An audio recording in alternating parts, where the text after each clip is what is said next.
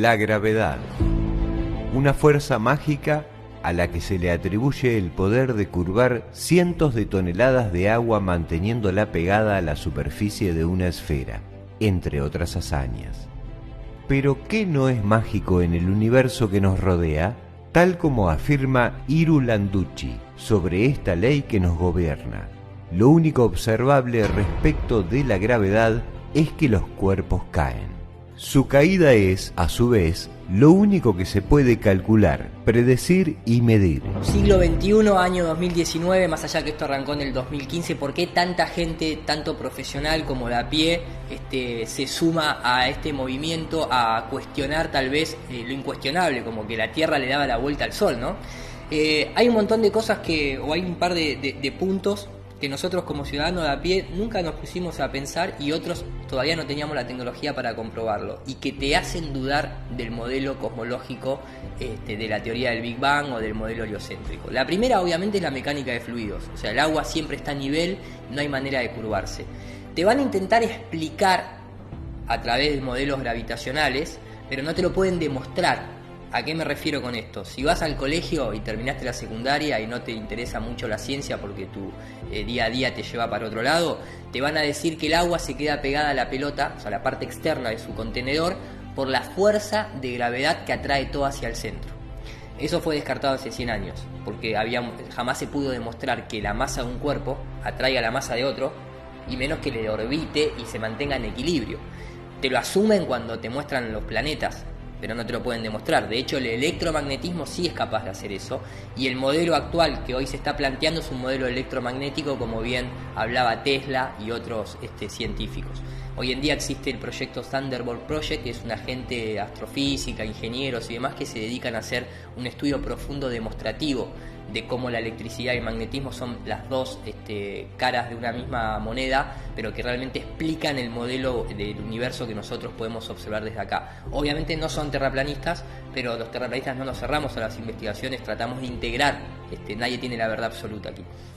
Entonces, no hay una fuerza que atraiga todo al centro. Eso es la teoría de Newton, que el propio Newton dejó sus cartas escritas en la Universidad de Cambridge, en donde él mismo reniega y dice que jamás podría una persona educada e instruida creer en la fantasía de que la masa de un cuerpo atraiga la masa de otro simplemente por una acción a distancia, instantánea, espontánea, sin ningún agente intermediario. Y ahí es donde entra toda esta cuestión de una palabra tabú en la ciencia moderna, que es el éter. Si sos un poquito más instruido, te van a decir que la gravedad en realidad no es una fuerza, pero es la curvatura del tiempo y el espacio. Como si una tela, ¿no? Como cuando uno se sienta en el colchón de la cama y el control remoto cae hacia el hueco que genera el peso de tu cuerpo. Entonces ellos te dicen que hay que imaginarse que el espacio es una tela y la masa de un planeta o una estrella curva esa tela, y entonces los objetos que están cerca orbitándole en algún momento van a terminar chocando contra ese cuerpo. Algo que acá jamás tampoco se evidenció. Las órbitas de la Luna, los planetas y las estrellas se mantienen donde están, no, inalterables. Entonces, ¿cómo curvas el agua? Curvando el tiempo y el espacio, que es un concepto. Vamos a curvar el amor que me llega a mí, que yo mando acá el amor hacia la gente. Lo vamos a curvar. No se puede curvar el tiempo y el espacio porque es un concepto. La fuerza de gravedad jamás fue demostrada. Lo que sí se hace con la gravedad es utilizar lo único evidenciable. Suelto un objeto, cae hacia abajo a una determinada velocidad, y yo puedo utilizar eso para hacer un montón de predicciones. Simplemente no tiene nada que ver con el espacio exterior. De hecho, el terraplanismo aboga más por una combinación del principio de Arquímedes, que si sos más denso del medio en que te encontrás, vas a irte hacia abajo o hacia arriba, por eso un globo de helio, la gravedad no lo atrae hacia el centro de la Tierra, y unido a que la orientación, por qué arriba o abajo, eso es un concepto humano. Podríamos hablar de que la Tierra tiene un potencial negativo, el cielo tiene un potencial positivo, se conduce electricidad, se puede ver en las tormentas. Entonces, si tenés una carga eléctrica o un potencial de carga eléctrica negativo o positivo, te autoorientás. Simplemente de esa forma se puede explicar de manera resumida. Hasta el día de hoy, no existe ningún experimento que demuestre que dos cuerpos sin fuerza magnética se atraigan. Los dudosos resultados del experimento de Cavendish, considerado una prueba definitiva, no ha podido demostrar a pequeña escala que dos objetos sean atraídos entre sí. Según Newton, la gravedad es la fuerza que posee un cuerpo para atraer a otros hacia su centro de masa. Según Einstein, se trata de la propiedad que posee la masa para curvar el tiempo y el espacio a su alrededor. ¿Qué modelo nos rige entonces? Pero por otro lado, se encuentra el principio de Arquímedes, un postulado acerca de la densidad de los fluidos y los sólidos que ha encendido una luz en el análisis de lo que conocemos como fuerza gravitatoria. Quizá la gravedad no se trate de una atracción, sino de una presión. Es sabido que la presión atmosférica es la fuerza de empuje que ejerce hacia abajo la atmósfera. Basándonos en un sencillo experimento con fluidos, podemos notar cómo cada uno de ellos, de acuerdo a su densidad, se posiciona en un lugar determinado, siempre por encima de uno de mayor densidad y por debajo de otro menos denso. El tipo de fluido y su temperatura son factores determinantes para que un elemento ascienda o descienda. El helio o el aire caliente poseen flotabilidad, suben por sobre el resto de los gases que conforman la atmósfera, mientras que el aire frío o el hexafluoruro de azufre descienden.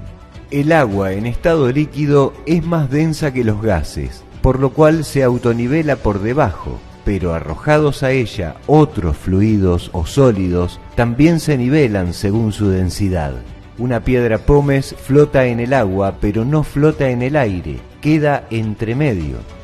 Durante una de sus expediciones, el submarinista Mike DeGruy logró registrar un denso fluido que corre como agua en el fondo del océano, una especie de líquido impenetrable.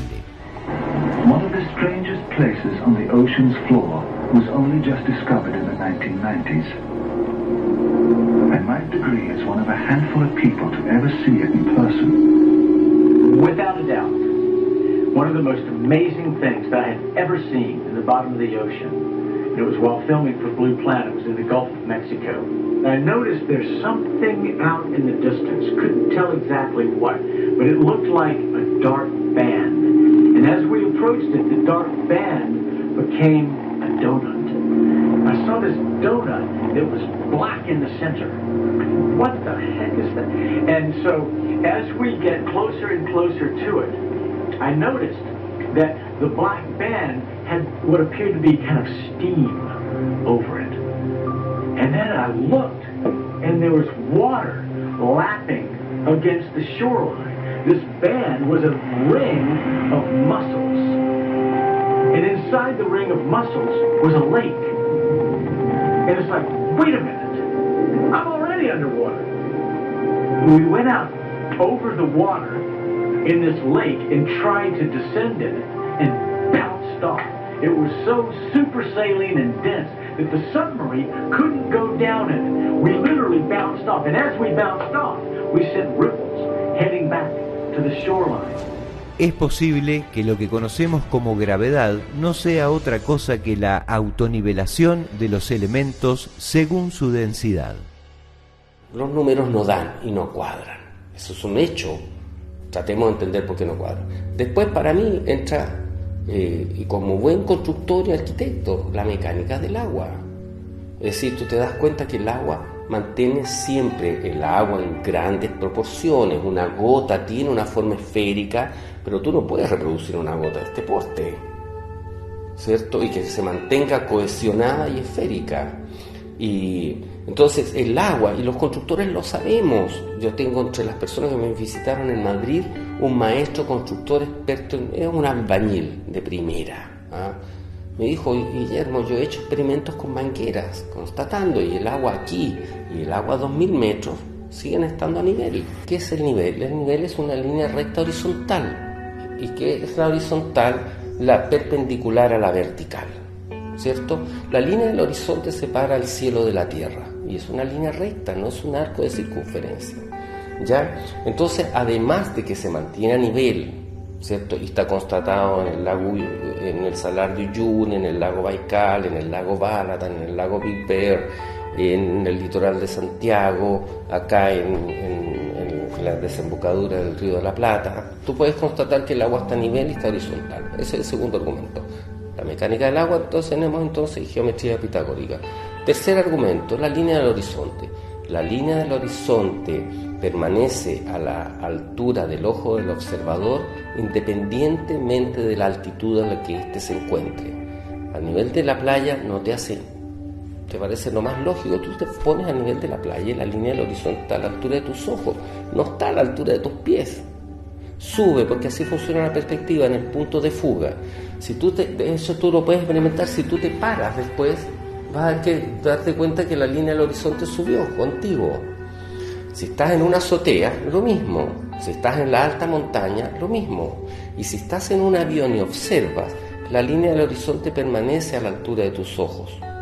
El tema está que si tú haces un arco de circunferencia de 40.000 kilómetros de perímetro a escala, trazas una vertical, trazas una perpendicular en el punto de tangencia y lo elevas 10.000 metros, aunque fuese así a escala, y esa fuese la caída de curvatura, si yo estoy aquí, que es el avión, ¿dónde debería haber la separación entre el cielo y la tierra? Abajo.